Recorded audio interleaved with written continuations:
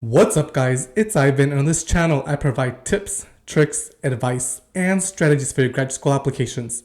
So if you are new here, consider subscribing. In today's video, I wanted to share with you the statement of purpose that got me into the PhD in Higher Adult and Lifelong Education at Michigan State University. Before we look at my statement of purpose, I do want to remind you that I do offer a statement of purpose review service on Fiverr, where I will help you develop a strong essay for your graduate school applications. Check it out in the description down below. My career goal is to develop and direct a research institute and mentoring program that addresses concerns around equity and access for Latino males in education. Specifically, I plan to conduct groundbreaking interdisciplinary research that directly informs policies and practices to improve college access, retention, and degree completion of Latino males in higher education. A PhD in Higher Adult and Lifelong Education at the Michigan State University will equip me with the theoretical knowledge, practical experience, and research training necessary to improve the lives and shape the futures of boys and men of color in the United States. So in the introductory paragraph, we see a couple things. So we see that the applicant, which is myself, I stated my career goal clearly. So clearly, I like to look at issues of equity and access, specifically for Latino males in education.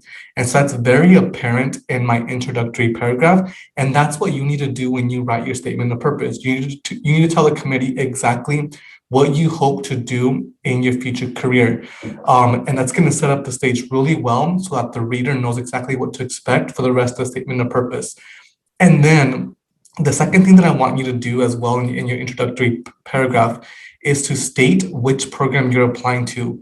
Even though this might be inferred because they are going to be reviewing your whole application as a whole, so you're going to have to indicate which program you're applying to on your application, you still want to mention it in your introductory paragraph because it's going to, again, set up the stage, it's going to let the reader know what you're applying to, because sometimes committees are not just made up of PhD faculty members. It could be made up of anybody in the department, and they want to know exactly which program you're applying to. So by saying that you're applying for the PhD program, and in this case, Higher Adult and Lifelong Education, then it's telling them what to expect throughout your statement of purpose and what type of things to look at when they are assessing your application. So for example, as a PhD applicant, they're going to want to know that you are well-versed in research. And so they're going to want you to talk about your research experiences later on in the statement of purpose.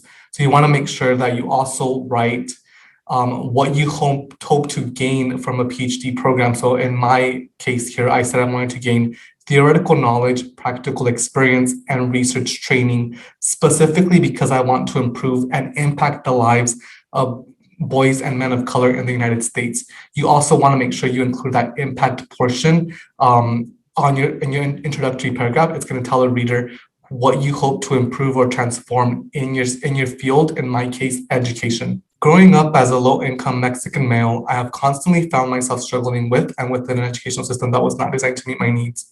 My middle and high schools did not have the access to academically rigorous classes, nor counselors who could help with the college planning process.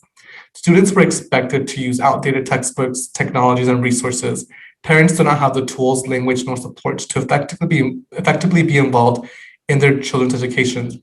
Due to the poor preparation provided by my high school, I arrived at Washington State University unsure whether I belonged in college. Nevertheless, through my participation in the College Assistance Migrant Program, a federally funded college access program designed to guide students with visa and migrant farm worker backgrounds through their first year of college, I began to gain confidence in my abilities as a first-generation college student. CAMP provided me and the other 59 students in my cohort with intrusive advising, tutoring, cultural enrichment opportunities, and most importantly, mentors who look like me. So in the second paragraph and the first paragraph of the body, I chose to talk about my personal experiences with education. And the reason why is because I wanted the committee to know a little bit more about my background, how who I am, and what my experience was like as a Latino male navigating an education system that was not designed for me. And so this ties into my mission, right? So my mission, the introductory paragraph, was to improve the lives and shape the futures of boys and men of color in the United States. And because I identify as a man of color, a student of color, I wanted to make sure that I tied in my mission with my experiences. So that's why I chose to talk about my personal experiences in high school and then later on in my first year as an undergraduate student, and how I identified some discrepancies and challenges in those experiences. And that's why I wanted to pursue a PhD, so that other students who look like me, who have similar experiences as I do not have to face those challenges or discrepancies. And that's why I chose to write about my personal experience. That's a great hook to also have. So if you do have a personal experience that relates to your mission or your niche, definitely include that in the at the beginning of your statement of purpose. But make sure that if you do include this type of narrative, that you have a point to make. Don't just talk about your experiences just to talk about your experiences. Talk about it in relation to your niche, your mission, your vision, and the way that you want to impact education. Despite the support services camp offered, after the first year, I noticed that the majority of students in my cohort who had dropped out of college were Latino males. Bothered by this phenomenon, I applied to the Summer Research Institute at the University of Arizona, proposing a thesis that would explore the intersecting relationships between the structures of gender and higher education. Given former President Obama's My Brother's Keeper initiative, my study focused on the educational barriers and coping strategies of Latino males. My thesis sought to investigate how higher education institutions can help eradicate the current phenomenon of the vanishing Latino male in higher education. Through a qualitative research study, I found that Latino males are unlikely to seek academic help and support due to the stories of patriarchy, which are told, retold, and reinforced in Latino male culture. The lack of help-seeking behavior among Latino males and the diligent efforts to address these and other issues combine to hinder Latino male academic achievement and retention. Due to these findings, I have been inspired to design a cohort-based program that utilizes research-based strategies focused on reducing the education disparities for Latino males in higher education. So in this paragraph, I continue to talk about my experiences with the camp program and how after the first year, I noticed that the majority of students who dropped out of college were Latino males. So again, I'm emphasizing the Latino male experience in higher education, which is my niche and what I want to impact after I get my PhD with research, with practice, etc. And so I want you to stick to your niche, stick to what the theme of your statement of purpose is. So make sure you identify that theme early on and add stories that relate to that theme. And this theme could be broader than mine. Mine right now is super specific. It's related to Latino males, but you can keep it as just Latinos in higher education, for example, and use that niche and to talk about different stories that you have in your experiences. And so here I talked about my personal experiences that led to research experiences. So I tied the things that I, was noticing in my higher education experiences as an undergraduate student, as a Latino male, and I led that to kind of design my research studies. So I applied to this program in the summer at the University of Arizona, and I studied the experiences of Latino males, which I wanted to learn more about, right? Because those questions derived from my personal experiences. And through that research, I spoke about what type of research I conducted. So it was a qualitative study. That means that I conducted interviews, that I analyzed the data from the interviews, and I found a couple of things. So I found that Latino males did not seek academic help or support, and that led to lower academic achievement and retention amongst Latino males. And so I want you to make sure that when you speak about your research experiences, that you do a couple of things. So one of them is that you want to identify the questions you are asking, right? The purpose of your study. So talk about what the purpose is, what the questions are, what the theoretical frameworks are, what the methodology is, what was the analysis like, what were the findings, and then what are the implications. So in my section here, I did not mention, for example, my theoretical framework. I did not mention exactly what my research questions were, but that's something that I would do in retrospect to improve this part of my statement of purpose.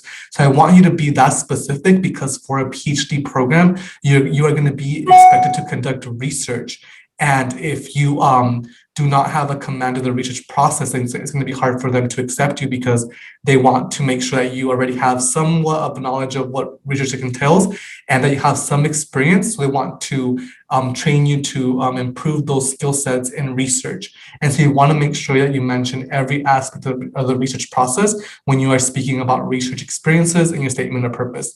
And then you want to end the statement of purpose, or that you want to end this part of the statement of purpose by describing the implications and then possible ways in which your PhD is going to help influence these implications. So for me, is that it inspired me to want to design a cohort-based program specifically for Latino males that is based on research. And so that's kind of what I want to do with my PhD. Through my thesis, I discovered that Latino parents' voices and experiences are often left out of the literature, minimizing their roles and leaving their children to depend on a distant or fragmented relationship with higher education. In their work, The Vanishing Latino Male in Higher Education, Dr. Victor B. Saenz and Dr. Luis Juan suggest that family engagement can serve as an important mechanism for the academic success of Latino males. Grounded on critical race, gender, and masculinity theory as theoretical frameworks, I plan to investigate the role of families supporting Latino male college access, retention, and degree completion.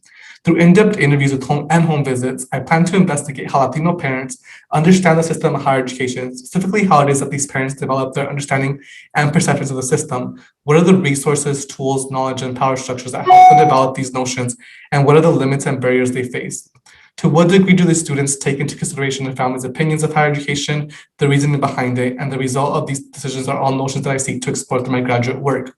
Without fully understanding the culture and academic needs of Latino males and their families, they will continue to face systemic barriers that will inhibit their educational opportunities and life trajectories.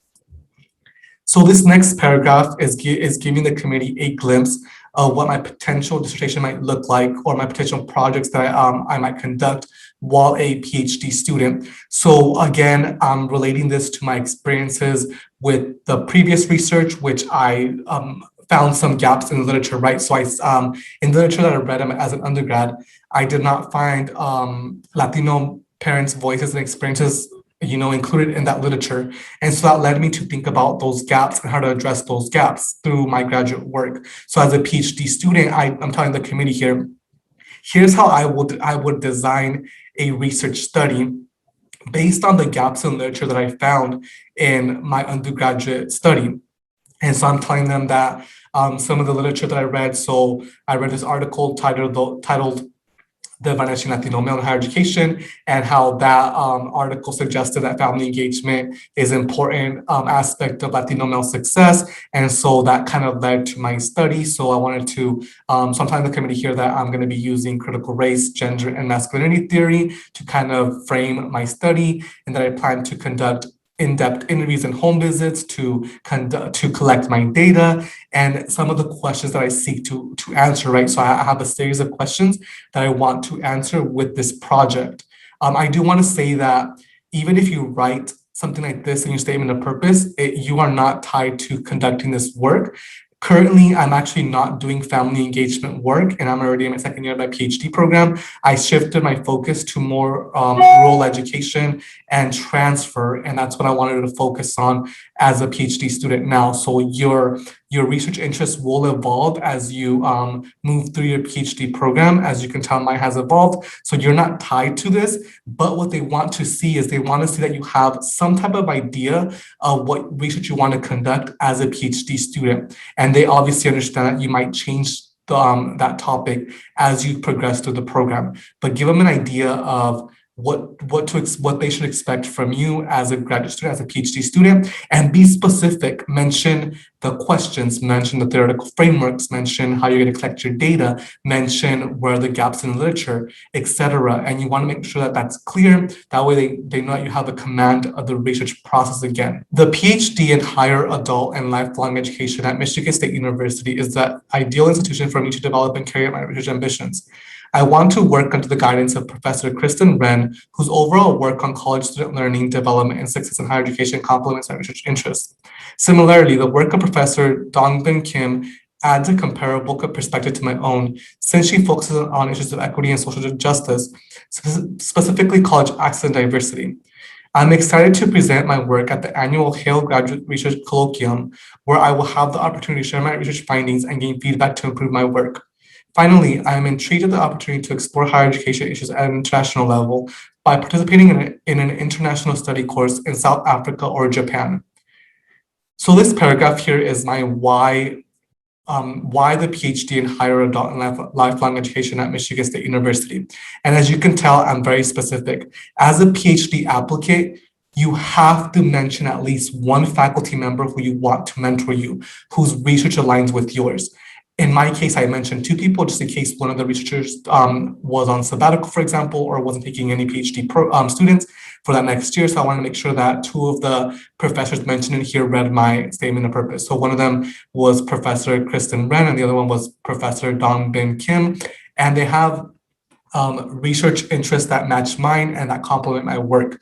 And so you want to make sure that if you are applying for a PhD program, that you do mention at least one, but if not 2 to 3 faculty members in that department, in that program that can help and mentor you and become your mentor if you do get accepted to the PhD program. Then I mentioned some other things that I was interested in. So I wanted to present my work at this annual conference that they hold every year for graduate students, as well as maybe study abroad in South Africa or Japan. And by name dropping some of these opportunities, it's showing the community that actually made an effort to look at their website to see what they offer. And it's telling them that that's showing that I'm invested in the program and that I actually am excited to join the program if they accept me. So make sure that when you are writing the why your program and why that institution paragraph, that you name drop some of these opportunities, but you also want to make sure you explain why that opportunity is going to help you either reach a career goal or gain some experience in your niche. Whatever it is, make sure you don't just mention it, that you mention it and say why it's important for your academic trajectory. It is through the guidance and assistance of these scholars and the rest of the Stanford Graduate School of Education faculty that I hope to be able to use my lived and rich experiences with the education system in order to develop groundbreaking, insightful work that can contribute to social change. Ultimately, a PhD in education will provide me with the tools to make a transformative impact on education research, policy, and practice. I am committed to becoming a skilled and informed researcher with the goal of advancing the success of Latino males in higher education. So as you can tell in my concluding paragraph, I actually made a mistake. I wrote the wrong institution. I put Stanford instead of Michigan State University. And I'm not sure what happened when they reviewed it, but I still got accepted to this PhD program. So maybe they overlooked it. I'm not sure, but don't make that mistake. Look, reread your work. Obviously, you can tell that I didn't reread my work. And I did apply to 10 programs. So what I did end up doing, I used a lot of the same material for every one of the program. I did obviously change the why this program, why this institution paragraph, but it generally stayed the same. And as you can tell, I forgot to change the name of the program and institution. Even though this worked out for me, it might not work out for you. So make sure that you reread every statement of purpose, even if you're using the same statement of purpose for multiple programs, make sure you reread it so you don't make the same mistake as I did. Regardless of that, some of the pros that I did have in my last paragraph here is that I reiterated again my career goal, right? So at the end, I put that I want to become a skilled and informed researcher with the goal of advancing the success of Latino males in higher education. So again, I'm tying it back to my mission, my vision of improving the lives and shaping the futures of Latino males in higher education. And then I talk about how that program in particular is going to provide me with the tools and the knowledge to be able to make an impact in education and transform education in research, policy, and practice and make a social change. So I'm leaving a lasting impact on the reader, saying that I'm committed to these issues that I want to impact, that I want to transform. So use these type of words in your concluding paragraph and throughout your statement of purpose, because they want to see that you want to make an impact, that you want to become a change agent, that you want to, contribute to social change, that you want to become a transformative leader. Mention these key buzzwords throughout your statement of purpose is going to help you make a stronger statement as to why you need to get a PhD or graduate degree and why you need to attend their program. Thank you for watching this video. Don't forget to like and subscribe. Let me know if you have any questions down below in the comment section, and I will get to you as soon as I can. I will see you in the next video.